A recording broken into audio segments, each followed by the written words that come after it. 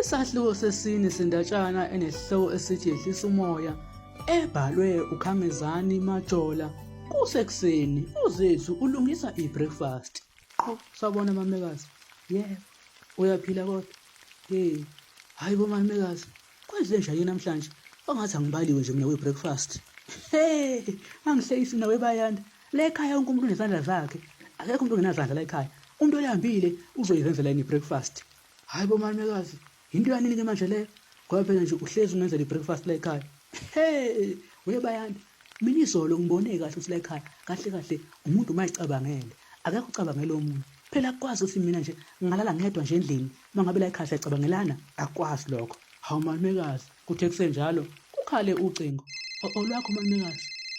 Hello baba. Nkosikazi, uyaphila? Yebo ngiyaphila baba. Ulale kahle kodwa nkosikazi? Nkosikazi. Waphansi pho. Angabe yonke into ihamba kahle lapho? Yebo baba kodwa kuhamba kahle. Hayi khona nkosikazi. Wazi kahle ukuthi mina ngiyakwazi. Awusoze ungidide. Ngicela ukuthi ukhulume nami nkosikazi. Kwenze njani?